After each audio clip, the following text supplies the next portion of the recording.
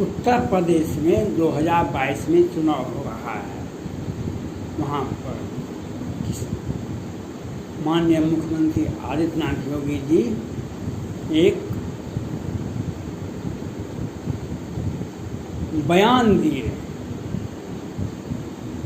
जो जनसंख्या नियंत्रण पर कानून बनाया जाएगा, 2 बच्चे के नियम को लागू किया जाएगा और राज्य सरकार जो सुविधा देती है, जो बच्चे का जो व्यक्ति कानून का पालन नहीं करें उन्हें जो राज्य सरकार सुविधा देती है, इंदिरा आवास, अंत्योदय, अन्नपूर्णा, APL, BPL और जो भी राज्य सरकार सुविधा देती है उसे वे वंचित हो जाएंगे। यह बयान दिए।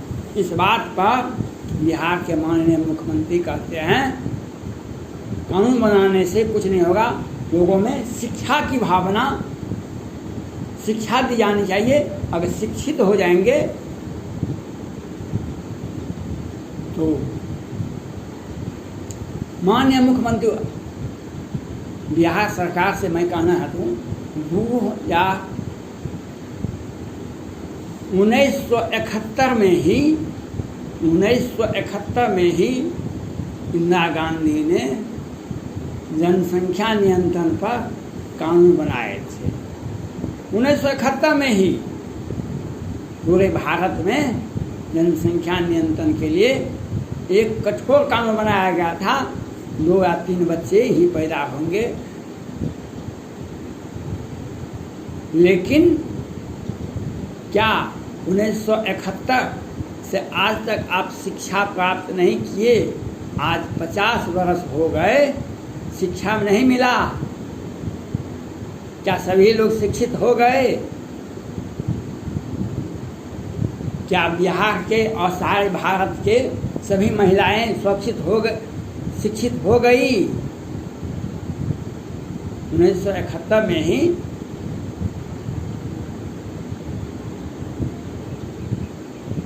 के बाद ही माननीय प्रधानमंत्री, तत्कालीन प्रधानमंत्री श्रीमती इंदिरा गांधी ने जनसंख्या नियंत्रण पर कानून बनाए थे। आज आदित्यनाथ योगी जी कहते हैं तो ये लोग अपना तर्क देते हैं। तर्क क्यों देते हैं? पर उपदेश कुशल बहुते ते आचरण नर नर भने रहे,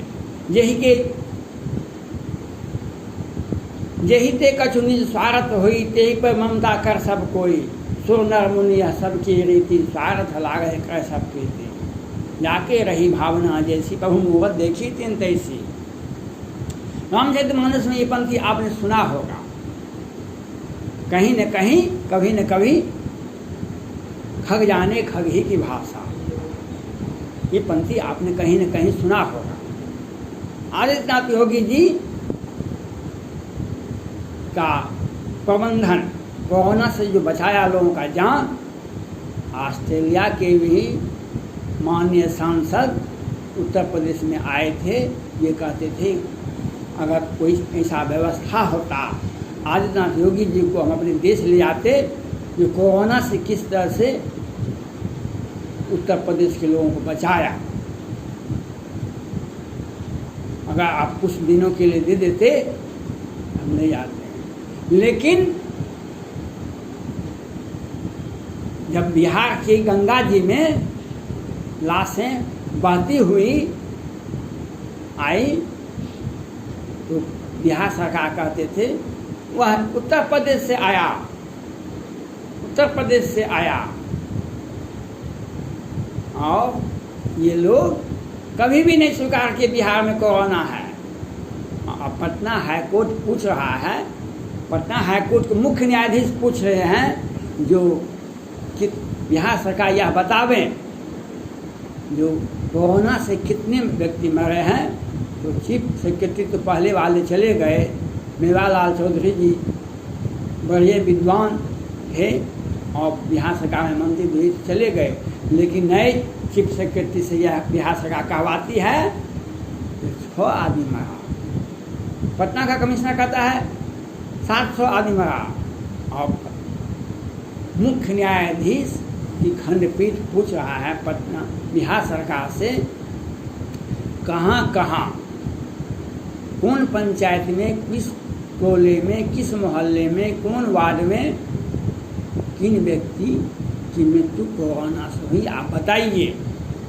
ये बता नहीं सकते हैं। ये कहते हैं बिहार सरकार जो हम, यह केंद्र सरकार का पोर्टल है, हम उसको छू नहीं सकते हैं। कितने लोग मरे यह नहीं बता सकते हैं, लेकिन 2 बच्चे की नीति पर मुखर होके बोलते हैं, मुखर होके बोलते हैं बिहार सरकार, जो यह नियम शिक्षा के माध्यम से।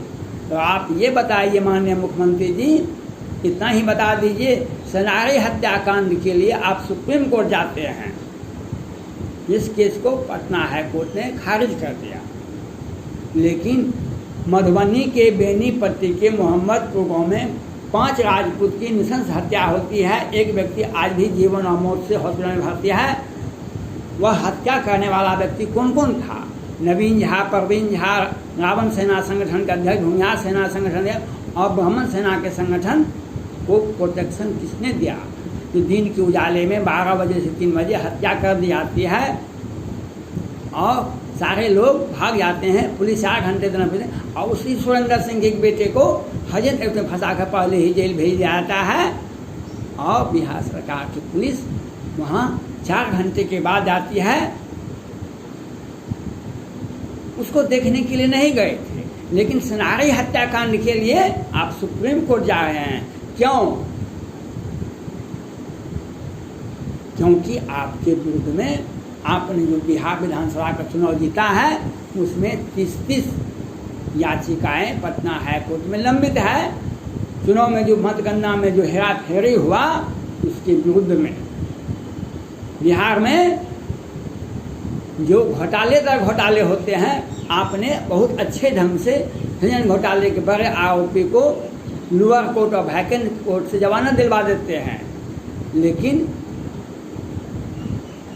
पटना हाई कोर्ट के वरीय न्यायाधीश राजेश कुमार जी राष्ट्रपति भवन, सुप्रीम कोर्ट और प्रधानमंत्री कार्यालय को विधिवत सूचना दे देते हैं। यह एक साजिश के तहत जमानत दिलवाते हैं।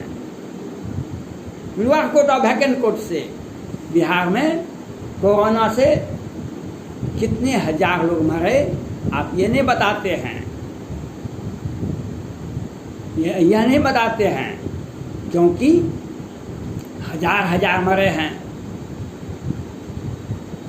और उस कोरोना में भी, जांच में भी घोटाला। वेंटिलेटर 265 वेंटिलेटर बिहार सरकार ने खरीदा। 3 ही व्यक्ति बिहार में स्वास्थ्य मंत्री बने हैं, एक नीतीश कुमार जी, सुशील मोदी जी और मंगल पांडे जी। और 265 क्या हजार करोड़ का किस देश से वेंटिलेटर खरीदा गया था और उसकी कीमत क्या थी, और किस बिहार की किस साल के बजट में यह खरीदा गया, उसका कीमत क्या था, और वह खरीदा गया किन किन व्यक्ति को उसका लाभ मिला, स्वास्थ्य लाभ मिला।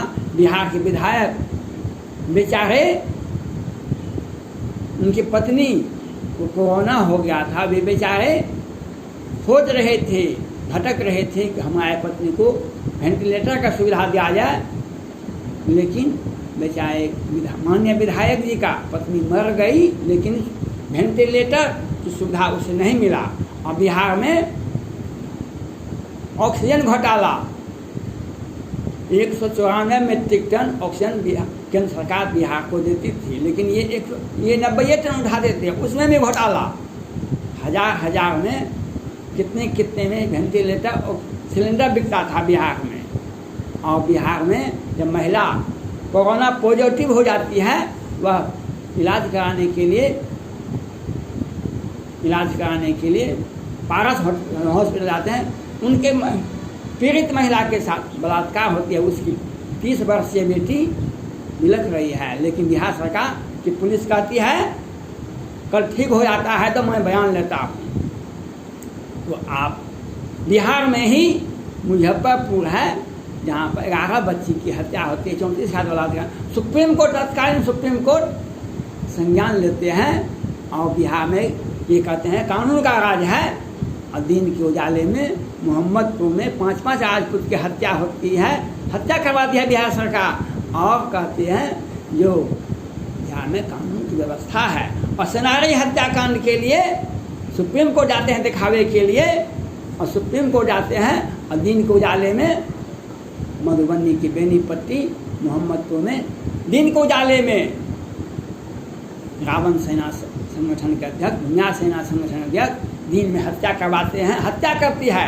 और बिहार की पुलिस वहाँ नहीं जाती है, वहाँ पर सड़क बना हुआ है, सारी सुविधा है उसमें, लेकिन पुलिस नहीं आती क्योंकि उन्हें रोक दिया जाता है बिहार सरकार द्वारा। और माननीय मुख्यमंत्री, गृह मंत्री और संजय झा जल संसाधन और विनोद नारायण झा पूर्व मंत्री थे, आज भी विधायक हैं, ये लोग साजिश रचते हैं। और सेनारी हत्याकांड के लिए माननीय मुख्यमंत्री सुप्रीम कोर्ट जाते हैं, और मुजफ्फरपुर में जो बालिका गृह कांड होता है सुप्रीम कोर्ट संज्ञान लेते हैं, उस जो जांच करने का आदेश देते हैं उन्हें भी सुविधा बिहार सरकार नहीं देती है। वह मैं सुप्रीम कोर्ट से मैं अपील करना चाहता हूँ, जो आपने संज्ञान लिया था उस जजमेंट को देखा जाए, वो जजमेंट क्या कहता है। जो आरोप के आधार पर न्यायालय को जांच करने का आदेश दिया गया था, इसमें बिहार सरकार फंसी हुई है। जो 2019 में बिहार में मुख्यमंत्री के पद पर थे वही आज भी हैं, वे सारे लोग आज भी हैं। और जनसंख्या नियंत्रण पर आप बोलते हैं, और आपने भी तो कानून बनाया था 2 से 3 बच्चे वाले ही लोकल चुनाव में भाग लेंगे। आपने फंडामेंटल राइट का उल्लंघन किया। राज्य सरकार जो देती है उससे आप वंचित कर सकते हैं, किसी व्यक्ति को फंडामेंटल चुनाव लड़ने से रोक नहीं सकते हैं। जब तक कानून लोकसभा से राज्यसभा से पास नहीं होता है तब तक किसी को फंडामेंटल राइट है हमको चुनाव लड़ने का। लेकिन आप तो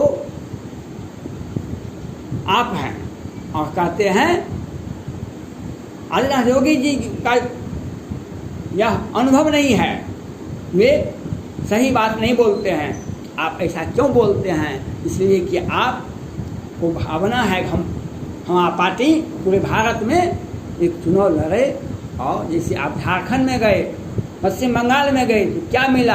आप उत्तर प्रदेश में चुनाव लड़ने के लिए जाएंगे, आज उत्तर प्रदेश में चुनाव लड़ने के लिए जाएंगे। इसलिए आप लोग बोलते हैं आदित्यनाथ योगी जी का नीति गलत है। लेकिन आपने बिहार में शराब को रोकवाया, शराब पर कानून बनवाया, ड्रोन से सारे लोगों से का फोटो लिए, क्या हुआ? आज कोई थाना बचा हुआ है। जब शराब वहाँ पर नहीं मिलता है, किस थाने में किस मोहल्ले में शराब नहीं मिलती है? और तो और गरीब निरीह बेरोजगार व्यक्ति को गिरफ्तारी होती है। बड़े बड़े व्यक्ति ट्रक का ट्रक शराब बेचते हैं क्योंकि उन्हें पूंजी हो जाता है। 2-4 ट्रक शराब बेच दीजिए तो करोड़ अरब पैसा आ जाएगा। महाराष्ट्र में ड्रग मिलता है, बिहार में शराब मिलता है। और आप कहते हैं कानून बनाने से क्या होता है? तो आप ये बताइए, क्या शराब पर कानून जो बनाए आप उसका पालन अपने लोगों को धनी बनाने के लिए, पैसा कमाने के लिए बनाए थे? और निरीह कितने युवक उठ के जहरीली शराब में कितने लोग मर गए और कितने लोगों को फांसी की सजा लोगों को उड़ा दी गई और कितने लोगों को आजीवन कारावास हुई। आज बिहार के जेलों में शराब के नाम पर कितने लोग जेल में बंद है। आपने कानून बनाया और शराब सर्वसुलभ है। और बड़े बड़े लोगों को जिनको आप प्रोटेक्शन देते हैं उनका बल्ले बल्ले है, वह करोड़ों रुपया कमाता है। गरीब निरीह व्यक्ति को आप तंग और तबाह करते हैं। आपका कानून जाके रही भावना जैसी प्रभु मोहन देखी तैसी, एक तरफ आप सेनारी हत्याकांड के लिए सुप्रीम कोर्ट जाते हैं और एक तरफ बिहार के सुरेंद्र सिंह के परिवार का हत्या करवाते हैं और दिन के उजाले में करवाते हैं। और वहाँ पर नहीं जाते हैं क्योंकि हमारा दुश्मन है। और एक तरफ से दिल के भावना जाके रही भावना जैसी प्रभु मोह तुम देखी तीन तरह से आपकी भावना ही ऐसा है, इसलिए आपको माननीय आदित्यनाथ योगी जी के विचार अच्छे नहीं लगते हैं। धन्यवाद।